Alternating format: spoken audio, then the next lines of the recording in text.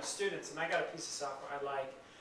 A freedom that I ought to demand, I guess, if I'm a person who wants to use free software, is that I could give it out to everybody in class, because why not? It's great software, and I want them to have it. That's a reason I like free software. People are always asking me, how can I do such and such? How can I make beautiful graphs for documents? You know, I say, well, you can do it this way, this way, you can do it this way. And every way that I usually know is some kind of piece of free software, and I say, oh yeah, you can go download. If you can't find it, you know, I've got a copy of it, and you know, here you go. And I keep, you know, a local copy of some of my more favorite pieces of free software, and I can give away copies, and it's no big deal, because that's one of the freedoms of free software. I can just do that.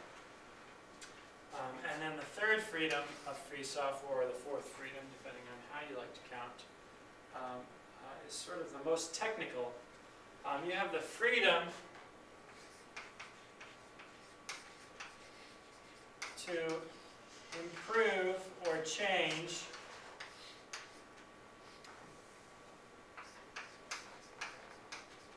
the software and distribute that.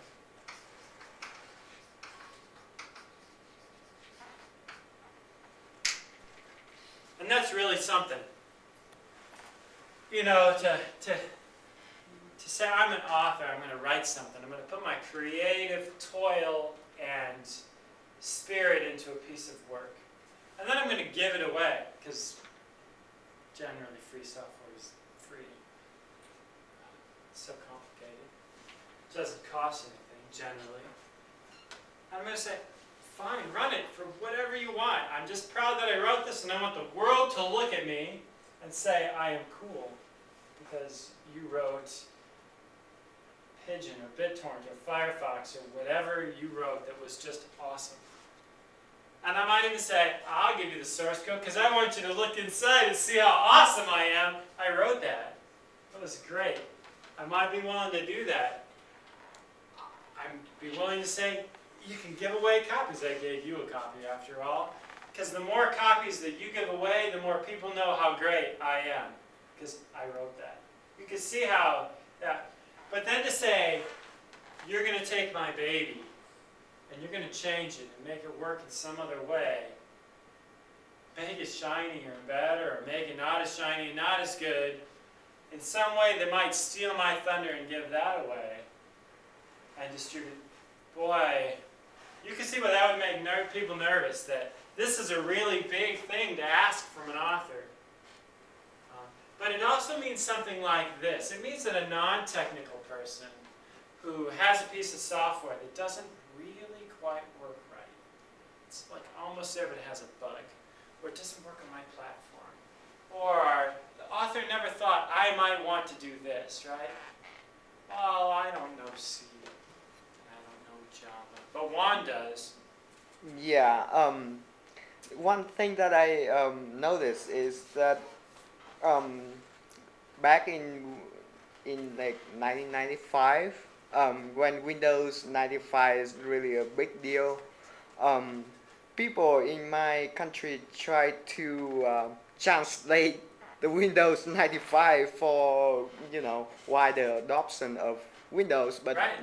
is in fact not allowed by Microsoft, and in fact it died. The project died. So I think it's not even you have to improve anything, but to make it widely adopted, then translation and into the ability to make it to work with other pieces of software or language or whatever is really a big deal.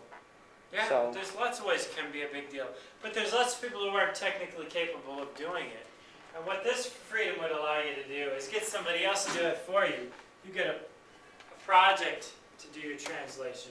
Or you hire somebody like me or Juan or somebody who's capable, and you get us to adapt the software for your purpose.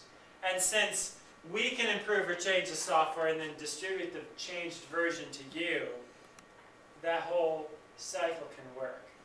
And so this freedom doesn't seem, it seems just like very technical, and as an author, I can see why you'd be really uncertain about it. But this is the one that's for people like you who work at the library, who don't know software.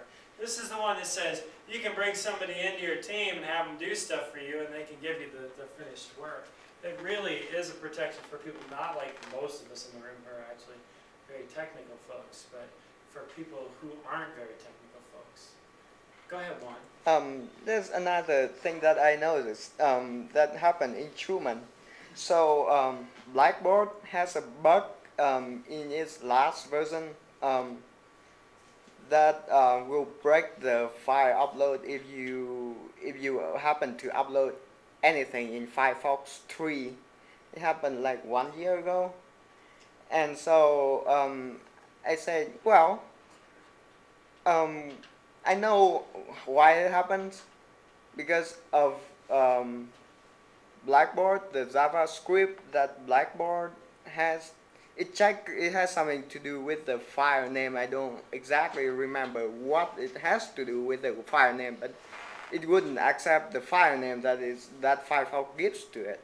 So I said, well, we can change that because it's just a silly checking of the Blackboard system that breaks the whole thing. But I talked to the Blackboard administrators. He said, no, there's no way we can do that. So we are stuck with Blackboard breaks in Firefox for like 1 year.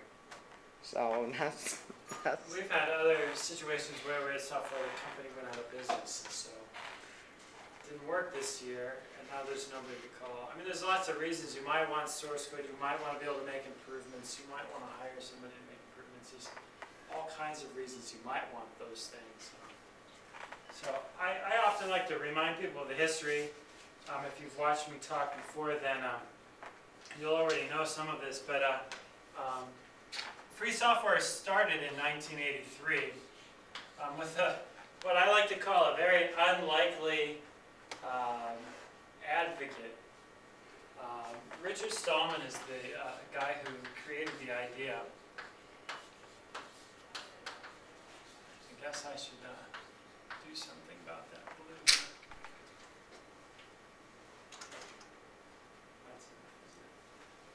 In 1983, he wanted to write a driver for a laser printer. Now, laser printers are very common right now. They're all over the building. They're all over campus.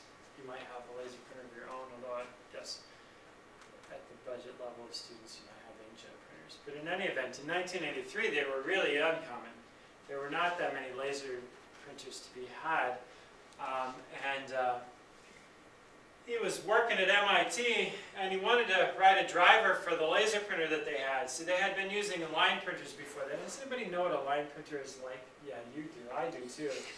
In the old days, when you would be writing your computer program for compiler's class, and it would be due before midnight, the way that you would demonstrate that your program was done before midnight, because we didn't do things the same, but you would send it to the line printer, and it would be time-stamped and printed. And the line printer had like all these chains and cogs and stuff. I don't know exactly how it worked inside, but the entire line of text would like line up all the different letters, and it would go whack. And so you'd hear whack, whack, whack, whack, whack, whack, whack, and then this line after line would come out of the printer and just make this ungodly loud noise. And then they'd tear yours off and set it off for you, and you'd go claim it, so on. It would have the time that you turn your computer in, and it was an amazing technology for the time, because you could print a whole line at a time, so bang, bang, bang, bang, bang, as fast as it could knock those lines out, because each letter would shimmy into place and whack, it would go out. But nothing like we have laser printers now, and they're beautiful, and the line printers they just looked crude to me. They were functional, but they weren't beautiful.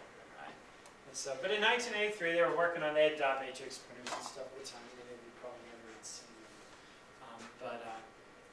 In his lab, they got one of the early laser printers. And this was a wonderful gift, actually, I think, for them from Xerox. But all printers have